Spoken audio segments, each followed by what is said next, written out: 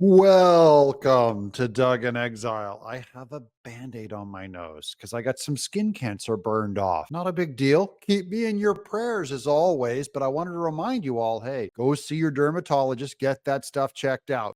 This video is about a great piece by Tulsi Gabbard calling out the Kamala Harris, Joe Biden regime along with their surrogate media that acts as their Democrat wing about their misinformation, about their censorship, about their scummy hunting after all of us. And yes, they are hunting out of all of us. This is also going to feature a great John Kennedy quote. Here's Tulsi. They're really exposing themselves, Jesse. They claim to be the defenders of democracy, but they're revealing themselves over and over again to be dictators. She said it. They're dictators. And we're calling them out. So's John Kennedy. Well, Vice President Harris and some members of the media are complaining that people are asking hard questions about the Biden-Harris recovery to Hurricane Helene. That's what we're seeing. They see themselves like dictators do as the country, and anyone who dares to criticize them is therefore committing a crime or traitorous or disloyal to the country. It really is the committing a crime part. That's what they're stepping up to.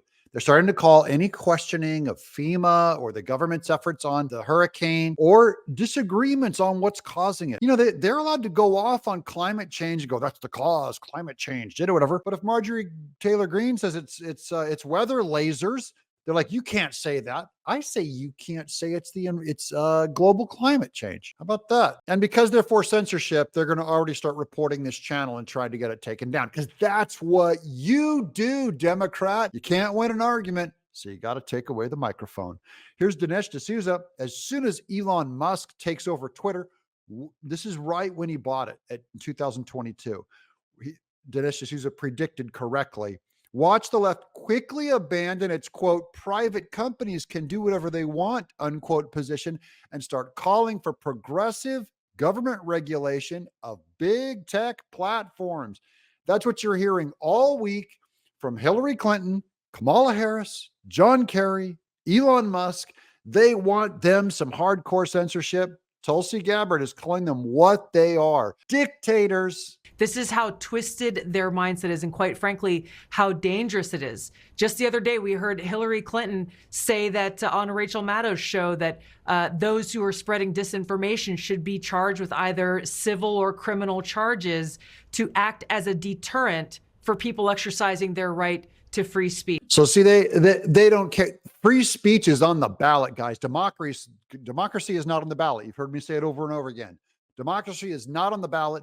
Free speech is on the ballot. Kamala Harris wins. Your free speech will greatly be encroached upon, far more than what they claim any rights that the Republicans encroach upon. And it's going to be life and death. You watch. So Trump has to win. Trump's going to win, of course. We're going to secure free speech. But you got to make sure that you pray, you vote, always promote free speech, especially with people who argue and disagree with you. We defend it's there. You can still call them wrong. You have the free speech to call them wrong, but we never want to stop someone from speaking. She said if social media doesn't start cracking down on free speech online, then they will be unable to have total control. This is how these people think. They don't actually care about the Constitution or free speech or the First Amendment.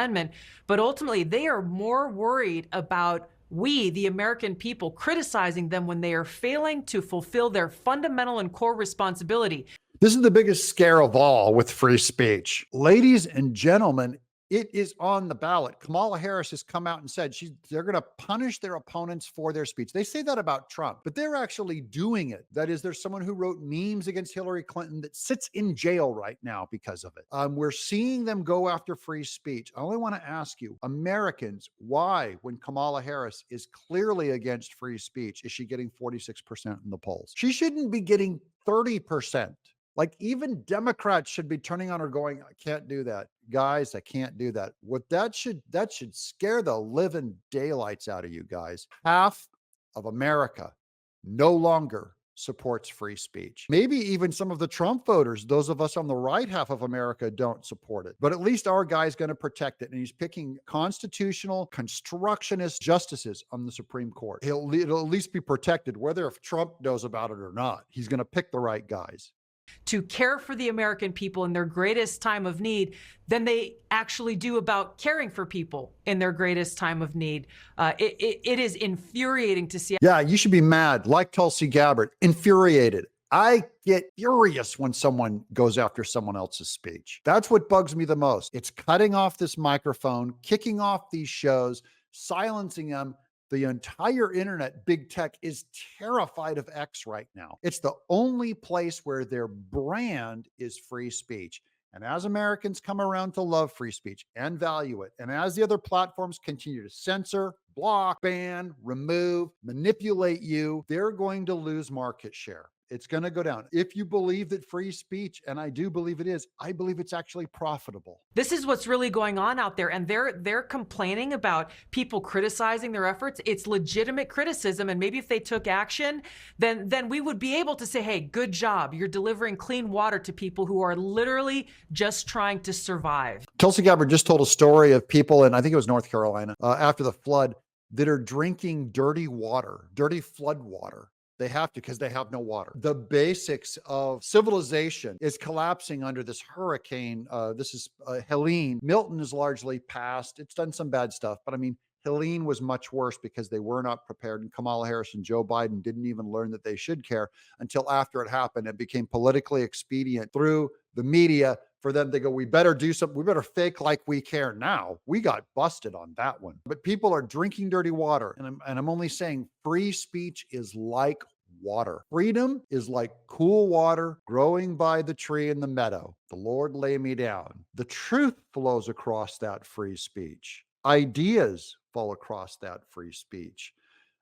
Dissent and challenging your government flows down that river. We have to keep that river going, because if you dry up that river, guess what happens to the tree of liberty?